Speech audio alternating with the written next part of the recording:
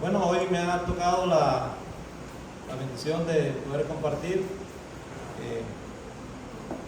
sobre el tema que hemos estado exponiendo durante este mes, y es la familia cristiana. Estuve investigando un poquito acerca de la razón por qué la familia hoy en día se ha estado desintegrando.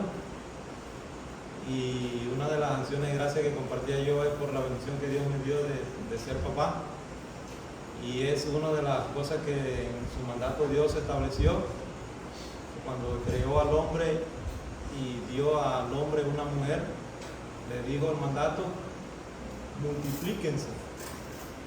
Y hoy en día la sociedad se ha ido desintegrando porque se han olvidado del patrón que Dios estableció, y a raíz de eso hemos podido ver que el hombre ha seguido algunos ideales o según su deseo de su corazón, el querer tergiversar o el querer ir en contra de lo que Dios ha establecido para el hombre.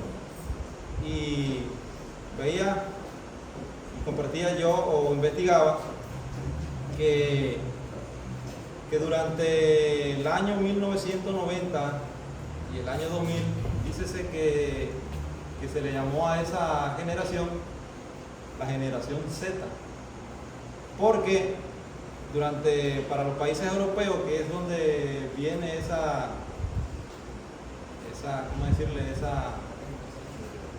línea de que el 60% de las personas menores de 35 años en los países de Europa han decidido formar familias, pero no tener hijos.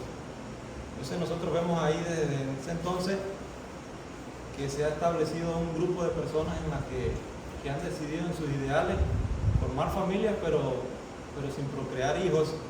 Y entonces vemos ahí la razón por la que muchas veces vemos hoy en día cómo se desintegran las familias.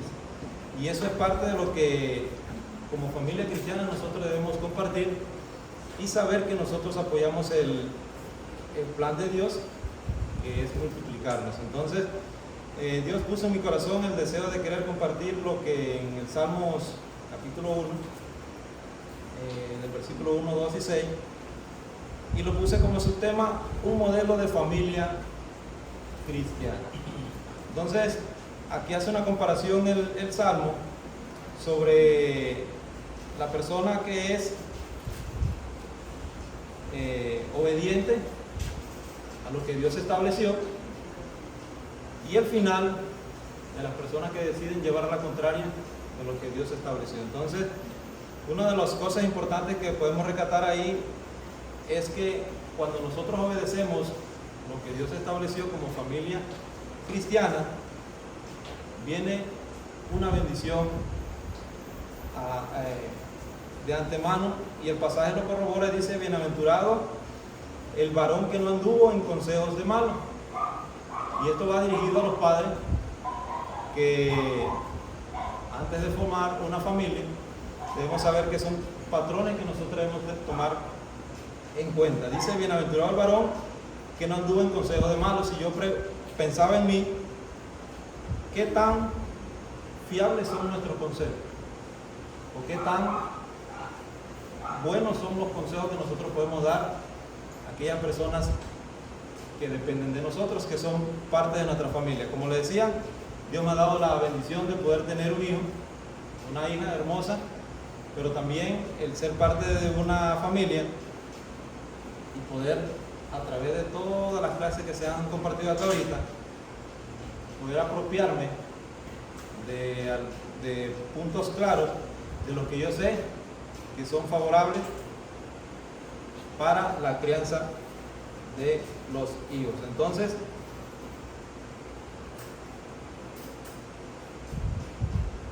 ¿qué tanto, como le decía, qué tanto o cómo consideramos nosotros los consejos que nosotros estamos dando?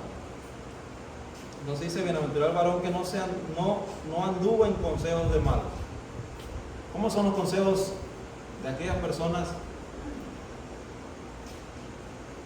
que sus caminos son malos?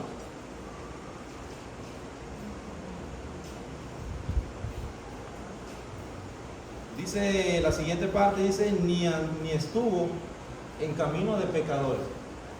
Entonces, el hecho o la acción de decir ni estuvo en camino de pecadores es que muchas veces, como personas, comprendemos y entendemos que el estar es, por decirlo, detenerme en ver las cosas que se maquinan a nuestro alrededor. Por ejemplo, siendo una persona cristiana y sabemos que el enemigo no está contento con la manera de vivir de nosotros, entonces hay mucha gente a nuestro alrededor que muchas veces nos hacen daño. Muchas personas nos señalan, o incluso no solo eso, sino que nos ultrajan y hacen de nosotros algunos daños. Entonces, el hecho de detenerse muchas veces es poder comprender, de poder pensar y meditar, si a mí me están haciendo mal, ¿cómo yo debo pagar? Yo sé que de todo lo que estamos aquí, alguna vez en nuestra vida, llámese en nuestra infancia, en nuestra adolescencia o en nuestra edad adulta, o los que están más mayores aquí, siempre hay personas que siempre desean el mal para nosotros. Pero ¿de qué manera nosotros pagamos? Entonces el hecho de la bienaventuranza, dice, es aquellos que no se detuvieron en camino de pecadores. Es el hecho de saber que si a mí me hicieron algo malo, yo no debo pensar en la manera como yo debo pagar, sino saber cómo yo poder salir incluso ileso de esa situación, aunque nosotros recibamos daño. Por ejemplo, el hecho de saber que de aquellos padres que tienen hijos y en la escuela puede ser que le hayan hecho o le hayan pegado a su hijo, ¿de qué manera reacciona un padre cuando ve a su niño venir de la escuela y lo ve con un golpe en su cara?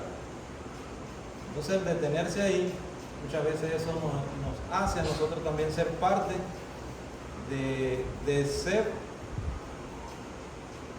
o apropiarnos de las personas que son partícipes de pecadores. Entonces, como familias cristianas, muchas veces también en el punto 3 que dice aquí, ni en silla de escarnecedores se ha sentado, meditaba yo y sé que eso es un común en toda la familia,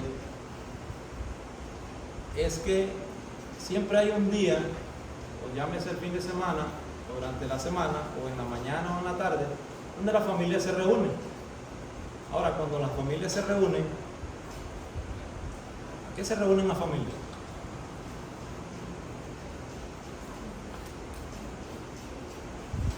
A compartir lo que pasó durante el día. Muchas veces sí, pero muchas veces las familias se reúnen con el deseo de querer sacar a flote. Puede ser alguna situación que haya pasado durante el trabajo, puede ser en la universidad, puede ser en el colegio, pero no necesariamente con el deseo de querer decir que me ha ido bien, sino que hay circunstancias en las que las personas se apropian de situaciones que le han pasado a otra persona con el hecho de quererse burlar.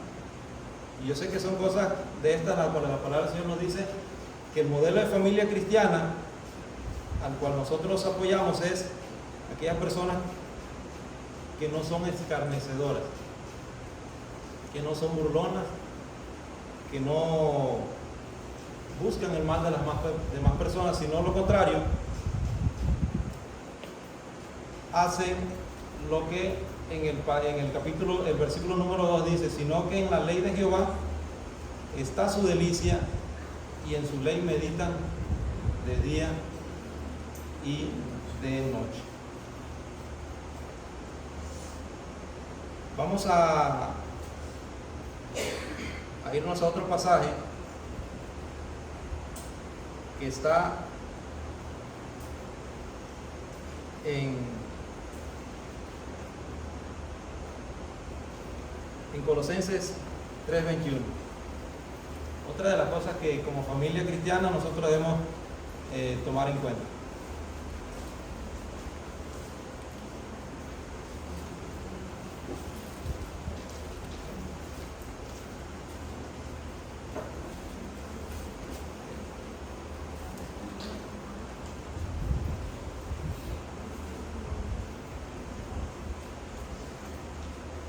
¿Alguien que lo pueda leer, por favor? Padre, no desamparéis a vuestros hijos para que no se desafíen. Esto va dirigido a los padres y dice: padres, no exasperéis a vuestros hijos para que no se desalienten. Una de las cosas que compartía, que hace muchos años compartíamos en el grupo en cuanto a algunas cosas que reciben los hijos como ejemplo de sus padres, y tratando de hablar en cuanto a los consejos, que ese es el deseo o el fin de todo padre, el dar buen consejo a sus hijos. Es que muchas veces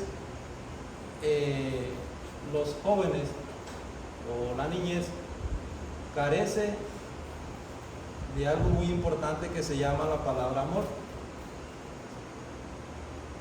Y yo sé que en muchas familias yo he escuchado ya hijos adultos decir a su padre: es que nunca yo he escuchado de parte tuya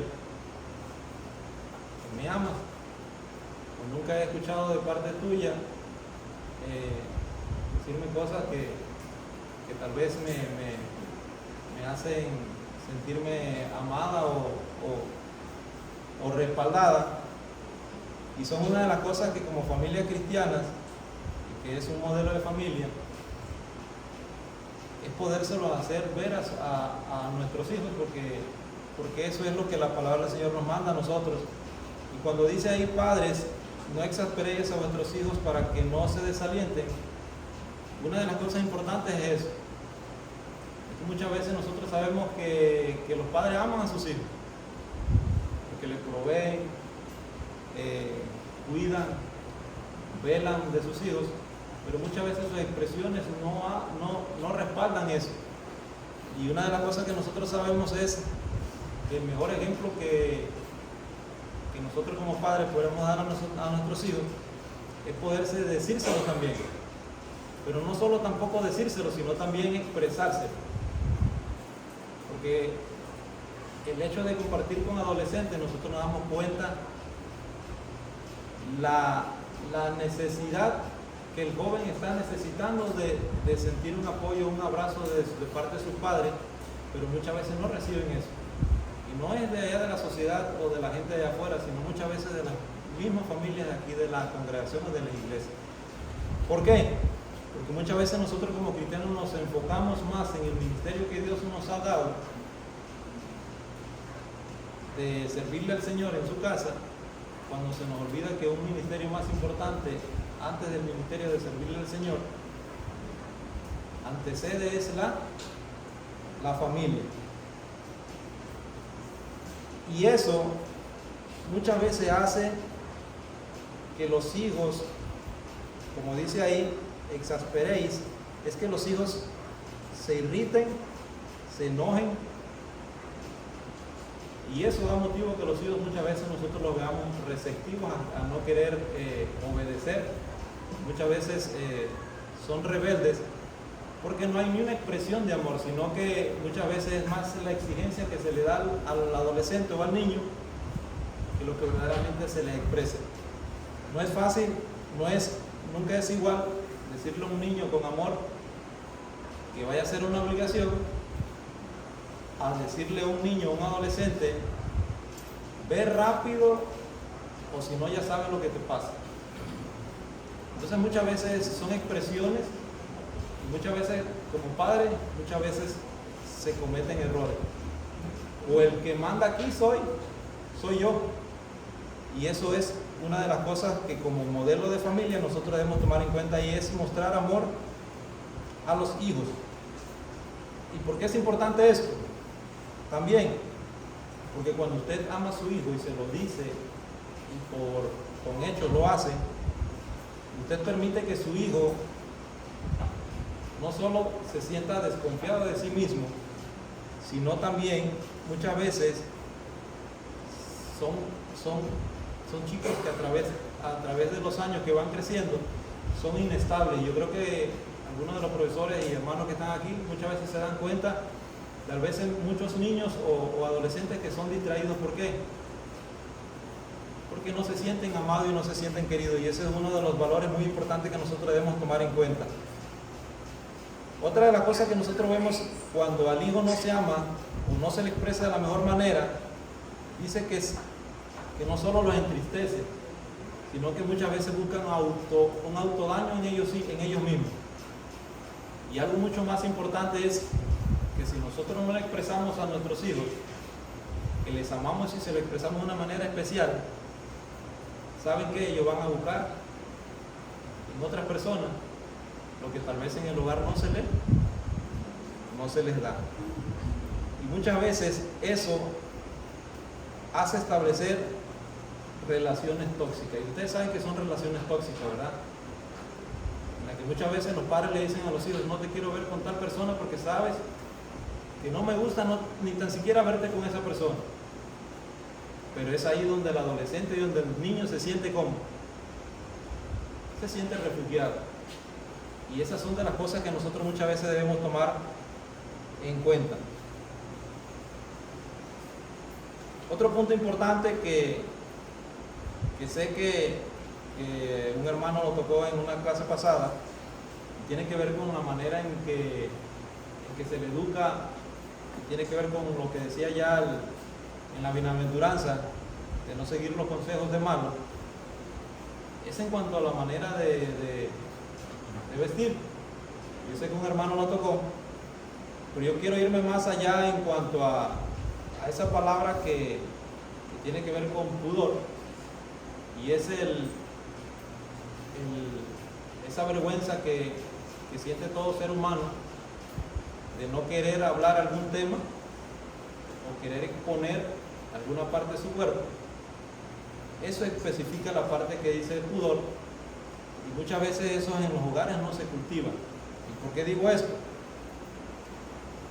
Pues muchas veces usted ve hogares que tal vez nosotros aconsejamos a los hijos a que deben portarse o mantenerse de una manera, pero en los hogares, ¿cómo sus padres se visten? ¿Cómo es la forma de vestir nosotros delante de los hijos? Y muchas veces nosotros tenemos que tener en cuenta y cuidar eso. Y no solo en el hogar, sino también en el entorno de la familia en que vivimos. ¿Por qué? Porque si usted le dice a un niño, a una niña, a medida que va creciendo y lo ve en la sociedad, que ya la falda no debe estar debajo de la rodilla, ya la niña, ¿a dónde la quiere tener? Arriba del muslo. Y muchas veces eso ocurre porque se enseña en la casa. Y hay que enseñarle al niño esa palabrita minuciosa que se llama pudor, y que él pueda entender y comprender, independientemente de algo que ellos deben entender, es que su cuerpo debe ser para glorificar y honrar el nombre del Señor, y que no debe ser expuesto a las demás personas, sino conservarlo hasta cuando sea oportuno y pueda ser hombre o llámese mujer, y poder mostrárselo con aquella persona que verdaderamente va a convivir o va a entablar una relación. Y yo decía esto, ¿por qué? Porque muchas veces en los hogares, y hay que tener mucho cuidado en eso, en cuanto al pudor, también tiene que ver los temas que nosotros compartimos en casa. Hay hogares donde uno puede visitar y uno se da cuenta de que la educación de los hijos, y que usted los escucha hablando cosas y uno dice, ¿cómo aprenden eso? Y muchas veces es porque lo aprendieron en casa. El pudor no solo tiene que ver con la manera de vestir, sino también con algunas cosas que tienen que ver con emociones y también lo que hay dentro de mi interior. Por ejemplo, en cuanto a las conversaciones, hablar cosas que sabemos que no son agradables, y muchas veces los jóvenes y los niños están involucrados. Entonces, eso es algo que nosotros debemos tomar en cuenta. Otra de las cosas que también como modelo de familia,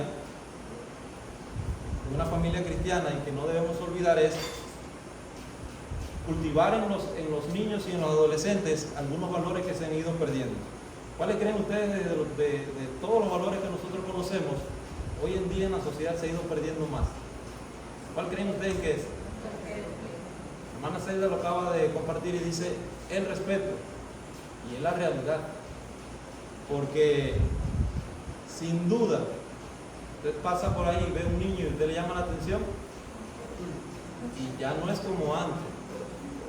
Ya al niño le sale con un sinnúmero de cosas y palabras que ni tan siquiera tal vez uno conoce, y de veras que es de admirar, y son una de las cosas que como modelo de familia cristiana nosotros también debemos esforzarnos a que los niños puedan aprender, y uno de esos es el respeto. Y cuando nosotros hablamos de respeto, habla de algo muy importante que dice que es la admiración hacia otra persona sobre lo que la persona es. Un ejemplo, ¿por qué yo le debo tener respeto a mis padres, por ejemplo?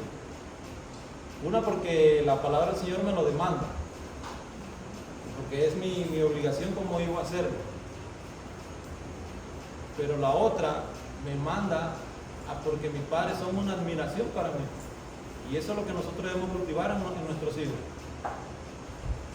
Que nuestros hijos nosotros nos vean como ejemplos, y por eso que nosotros tenemos que tener mucho cuidado en la manera como nosotros aconsejamos a nuestros hijos. La manera como nosotros aconsejemos, los hijos van a estar ahí viendo y eso lo van a ver. Entonces, el respeto es uno de los más importantes. En cuanto a esto, otro de esos valores está la lealtad, que sé que también se ha ido perdiendo, en la que nosotros apoyamos o respaldamos algo, muchas veces no lo llevamos a cabo. Por decirlo, nosotros decimos, hablando de los padres, cuando los niños están pequeños, prometemos a los niños decirles que toda la vida van a ser queridos, van a ser sentidos y van a ser amados. Pero, ¿qué pasa cuando el hijo es rebelde y el hijo se revela a nuestro padre? Muchas veces se nos olvida eso, y la lealtad de decir algo y mantenerlo firme muchas veces se nos olvida. Entonces, independientemente de eso, la lealtad también es poderle enseñar a ellos que cuando se dice algo, tiene que llevarse a cabo y poderlo respaldar. Otra de las cosas que yo sé que también es importante es la generosidad, y que también se ha ido perdiendo en la sociedad, y que eso nos hace a entender a nosotros que como familia cristiana deben ser uno de los valores que nosotros debemos tener y que sean marcados para que la sociedad vea en nosotros lo que el Señor ha hecho en nosotros. ¿Por qué? Porque cuando nosotros cultivamos la generosidad en nuestros hijos, ellos son los que van a hablar de quién, de nosotros, como como el ejemplo que daba el hermano en el domingo, que decía que los hijos son honra de quién, de los padres. Lo que los hijos sean, no estando nosotros ausentes, es lo que va a ser el reflejo de lo que nosotros les enseñamos. Entonces, eso es muy importante que nosotros lo tomamos en cuenta. Y le hacemos entender a los adolescentes y a los hijos que eso proviene de parte del Señor. La generosidad, que es lo que el Señor imparte en nosotros. Y algo muy importante más también en cuanto a la empatía, al sentir lo que otra persona siente. Entonces, vámonos a 1 Timoteo 5:8.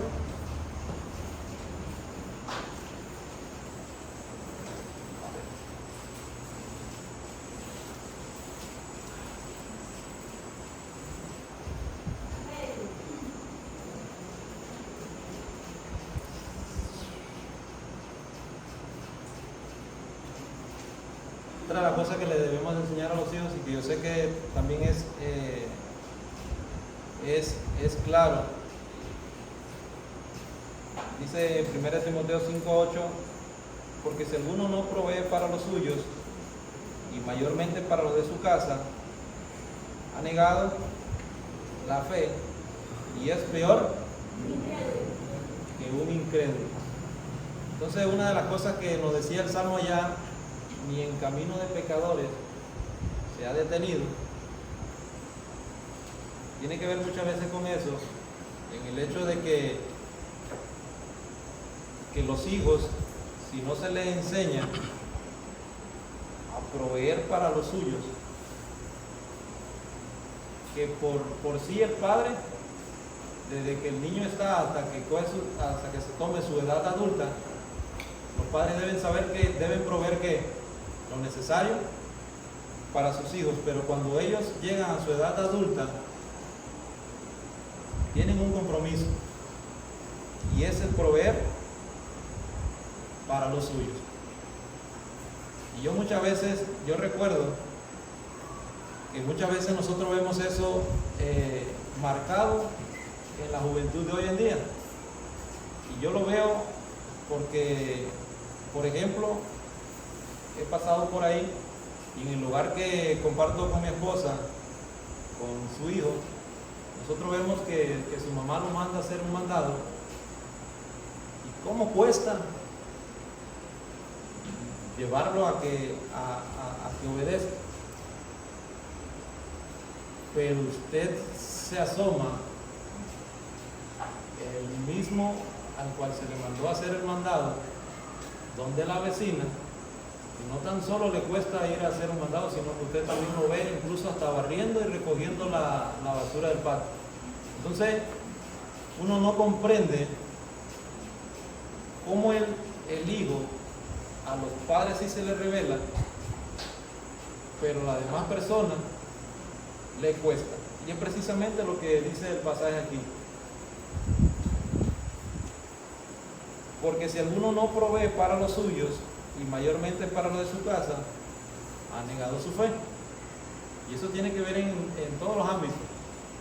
Llámese ayuda económica, llámese ayuda en el hogar, llámese ayuda al más necesitado. Entonces, eso es algo curioso.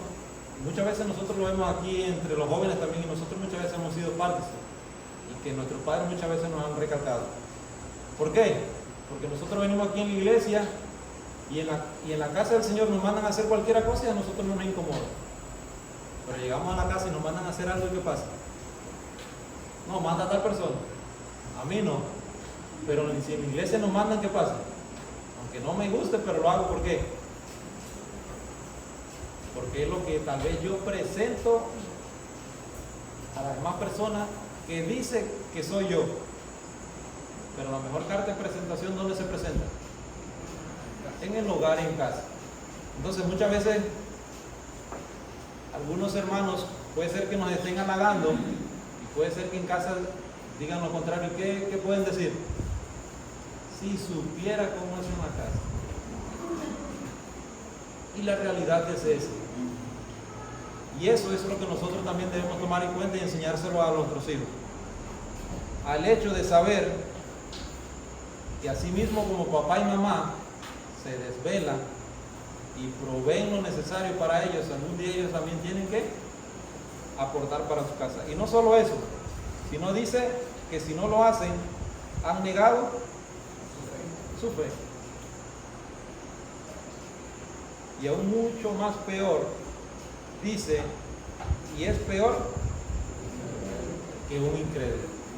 Entonces, son una de las cosas que nosotros debemos tener como modelo de familia, que si nosotros queremos esa bienaventuranza que dice allá el Salmo, nosotros debemos al máximo, como decía una compañera cuando estaba en el colegio, quemar nuestras pestañas y desvelarnos, no solo por los estudios y por lo que yo pueda alcanzar, sino poder aportar aquello que el Señor sí me ha regalado y me ha ministrado y me ha dado para ministrar, que son los hijos. Porque ellos van a hablar de quién, de nosotros. Dice, y por último, como conclusión, así como sabemos que la familia es la base de la sociedad, la familia tiene como propósito velar, cuidar, amparar, proteger y apoyar a los más débiles de la casa. Entonces, nosotros debemos de comprender que si nosotros no lo hacemos, créame que otra persona se va a acercar y va a ser para peor. Entonces, lo importante, número uno, es obedecer a lo que la palabra del Señor nos establece, que es obedecer su palabra. Dice el pasaje en Salmo que su delicia, ¿dónde está? En la ley de Jehová. ¿Qué tanto medita? Día y noche.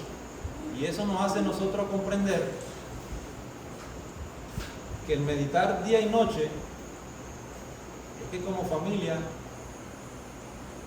no ser lo que dice ya el Salmo 1, en el Salmo 1, donde dice, ni en silla de escarnecedores se ha sentado, sino que cuando la familia se reúne es para remeditar y para reflexionar qué tanto como familia hemos ido creciendo,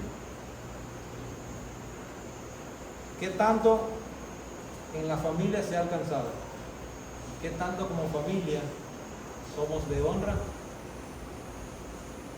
para el Señor. Entonces, eso, el amar con delicia la palabra del Señor. Número 2, el mostrarle a los hijos el amor que se le quiere, con el ejemplo, con palabras también, expresárselo. Y también enseñarles algunos valores que son fundamentales en el crecimiento de los hijos, porque si no, el día de mañana no solo van a ser de honra para nosotros, sino va a ser, como dice la palabra del Señor, de deshonra y de un dolor de cabeza para nosotros. Entonces, el Señor nos permita a nosotros tener ese modelo de familia cristiana, que es